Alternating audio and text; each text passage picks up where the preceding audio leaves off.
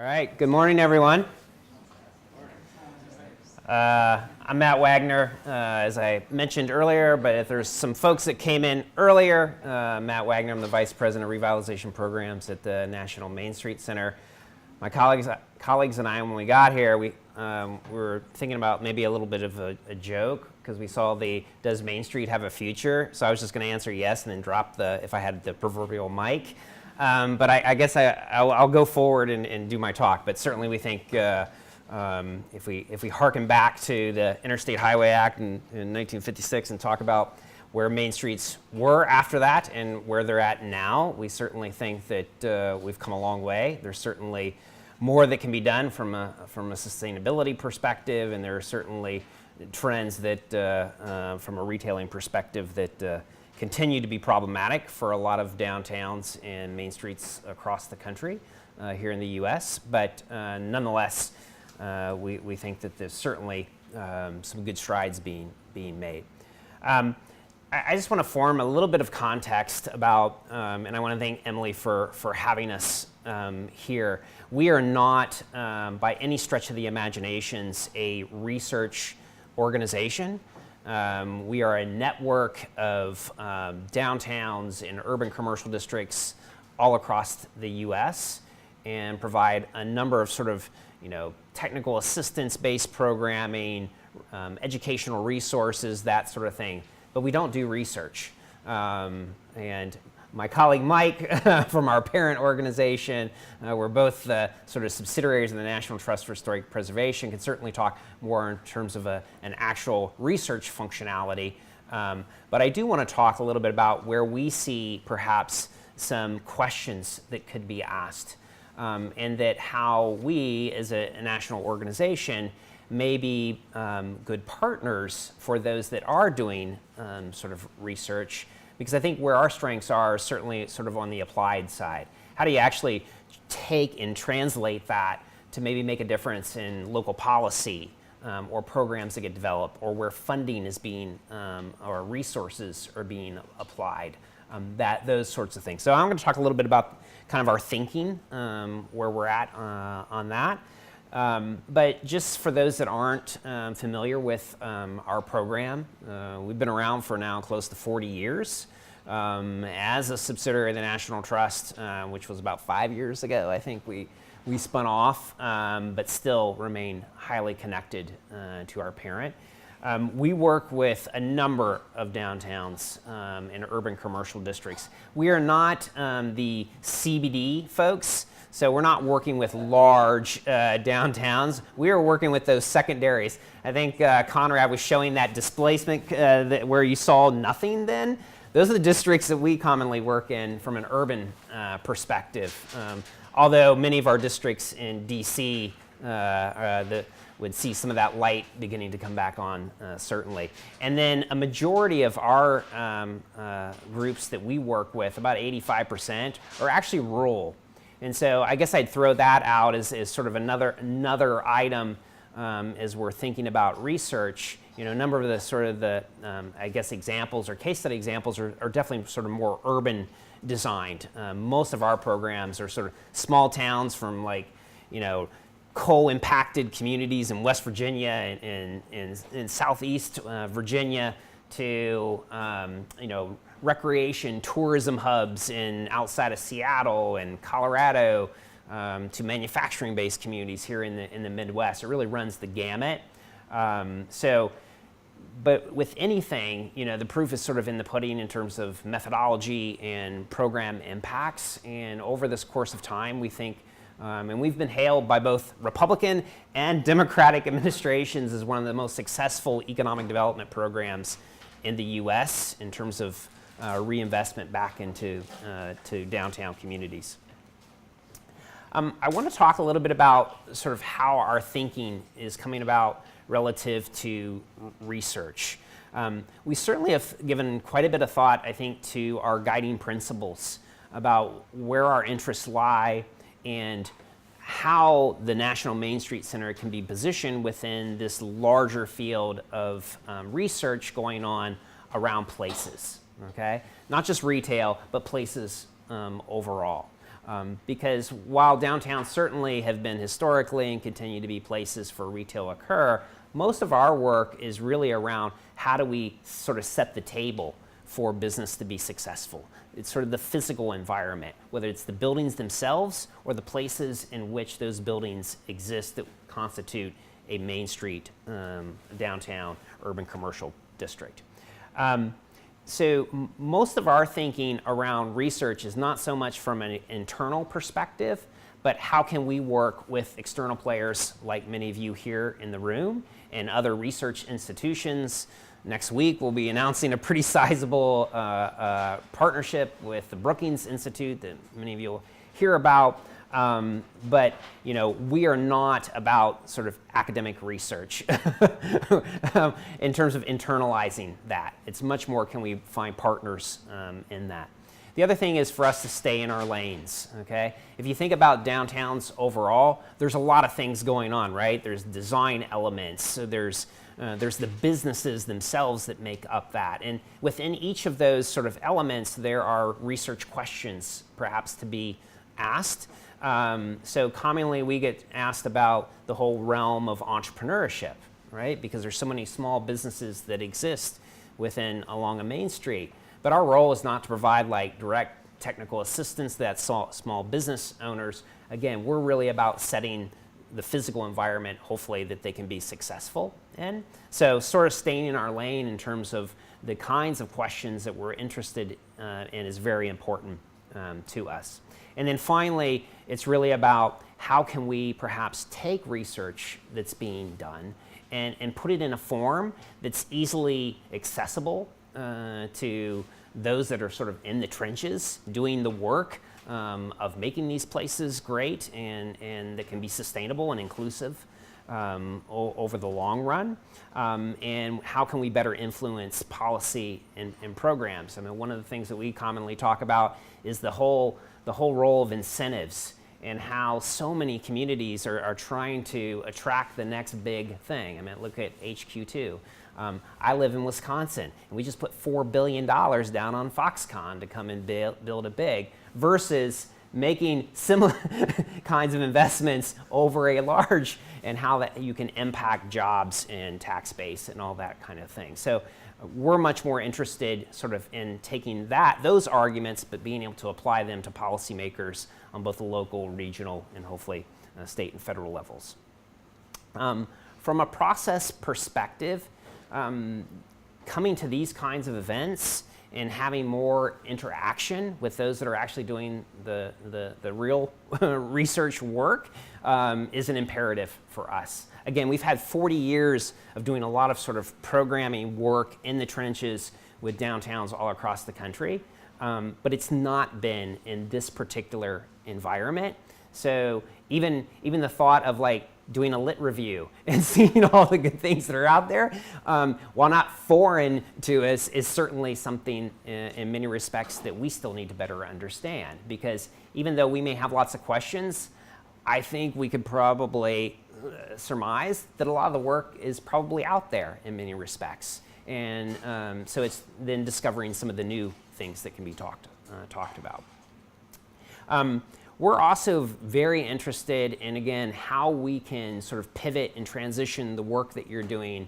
And while I don't want to sound like a sort of business-minded nonprofit, there is this attribute of being able to develop new products that are based on that research that can be taken and applied, whether that's in doing sort of case study approaches, developing toolkits and resource guides that can then be applied on a local level. And then finally, we've given quite a bit of thought to what is our role in sort of that whole space. If we're not the ones sort of doing the research, how do we then work with those that are to be able to make sort of that leap? So I think in one hand, we think that we can be a great sort of agglomerator and communicator of what research is currently going on, and how the folks, those that are sort of in the trenches, may be able to better understand what that is, and then how to apply it on a local scale. Certainly, we have access to funding partners that might be interested in this knowledge base. And so I know, having been in academic in a former life, that funding is always pretty much scarce. And while it's not plentiful in the nonprofit space, the ability to sort of transition that can make a difference in terms of those that might be interested funders in that research. I also think that we can serve as that interface between those that might be looking for, in essence, a large N. That, we have 1,600 programs. Those that are interested in, retailing, entrepreneurship, that sort of thing, in each one of those districts, I think we did an average of about 190, small businesses that are there. That's a pretty large N, and we have direct access to those folks. In fact, Mike and I were talking, we GIS'd about 900 of those. So we're regularly pulling data, we're asking for reinvestment statistics. There's a close bond between the national and then the work that's occurring on sort of the street, that there's an access point there. And so I think there's a great opportunity, especially in rural environments, for those that might want to, be able to access those folks.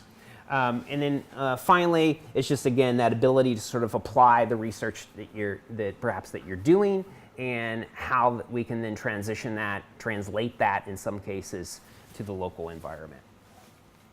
So a couple of things, or I guess buckets, that we've been thinking about, not to a deep degree at this point. We're just really in its infancy of thought. This is part of our what we call our OGSP, our sort of strategy going forward. But one of the areas in particular where I guess we've been seeing some traction early on is really around the world of entrepreneurship ecosystems and the role of place that place plays in whether or not an entrepreneur is perhaps successful or not. Again, much of the work that certainly we were hearing already today that many of you are doing in terms of streets and density that all make a difference in how successful perhaps a retail environment is.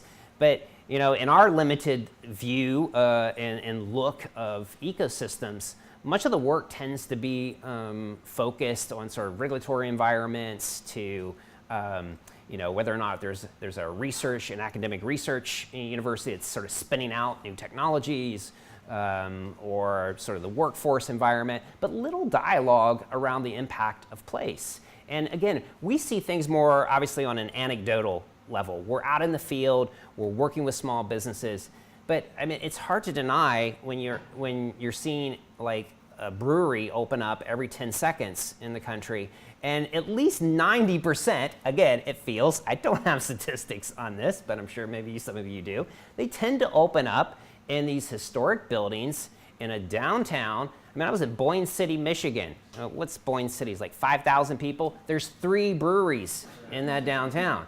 Okay, I get it. We're spending a lot on craft beer right now, but they also had choices that they could have been out in some sort of suburban location, or they could have built new construction in an industrial park because they're a manufacturing small-scale producer. No, they selected a downtown or an urban commercial district. There has to be sort of a place reason, and it can't be that the building was cheap. Could be part of it, obviously, or the rent or that kind of thing. There's something special about that particular place that then lend itself to whether it's the brand identity or the social integration that occurs when you have a brewery and you want to be close to other businesses or what have you, that there's something there around place. We're also very interested in a better understanding about sort of the long-term impacts of revitalization on a place. And one that we're especially interested in is sort of the whole social equity side. And I know there was a couple comments earlier in some of the discussions about that you can have like this great revitalization success story, but how does that impact those that were there previously? And are they part of that sort of opportunity that comes when there is investment taking place? And so that whole thing, and I know that there was a mention about like commercial land trust. And that's certainly an area that we're interested in and how that might work, much like you've seen on the residential side. And then finally, this whole discussion around where the public sector is putting its funding. And it goes back to sort of the whole HQ2 and Foxconn kind of debates about using public tax dollars to incentivize sort of the one big thing versus a number of smaller projects that have greater return ultimately. So I just want to go back to the first point where we've certainly seen on the ground some serious impacts that are playing out right now, especially in rural America, around entrepreneurship in particular. Most people think that entrepreneurship is been on the rise in the country, and in fact it hasn't been. It's been on a slow decline, and that decline has been more demonstrated, frankly, in rural areas than in urban areas. And so it's a serious issue, especially for us, where 85% of our programs are in small downtowns across the country. And then you factor in this sort of demographic shift where, yes, we have millennials coming on board, but if you were to walk through a small downtown in Iowa, what you're going to see is, a number of small business owners that are in their 60s, 70s in some cases. What happens ultimately when they retire? What happens to those downtowns? What happens to those institutional businesses to which in many respects those communities' identities are directly tied to those? Everyone knows that particular store, that pharmacist, or that hardware store owner. What happens to those communities? And so it's a serious issue. And frankly, there's not a lot of dialogue on sort of the federal level around these kinds of issues.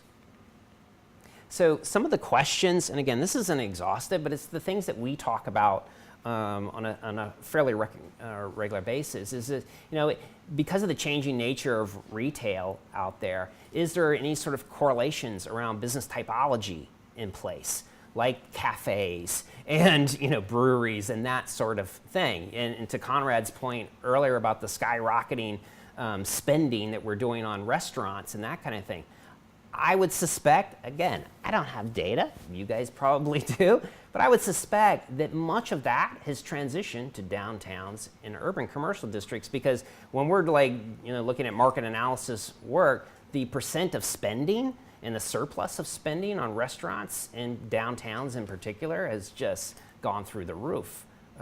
So, are there different kinds of businesses in which place matters more? Same thing on small scale production.